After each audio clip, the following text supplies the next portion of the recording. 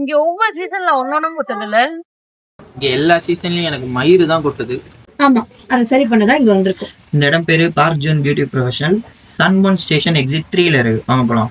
South கொரியாவில் ரொம்பவே பாப்புலரான 18 ஸ்டெப்ஸ் ஹேர் ஸ்கேல்ப் ட்ரீட்மெண்ட் பண்ணதாங்க இன்றைக்கி வந்திருக்கோம்.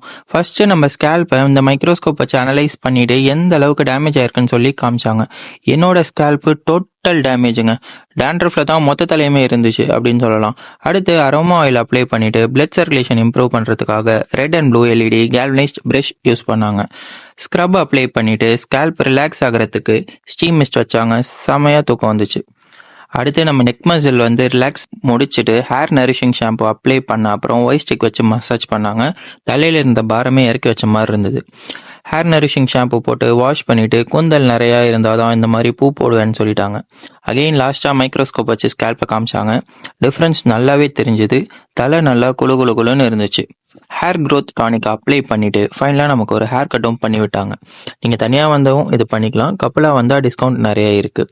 இதை பற்றின full details and shop address எல்லாமே கேப்ஷனில் போடுறேன், பார்த்துக்கோங்க. கொரியாவுக்கு ட்ரிப் வந்தீங்கன்னா கண்டிப்பாக ட்ரை பண்ணி பாருங்கள்.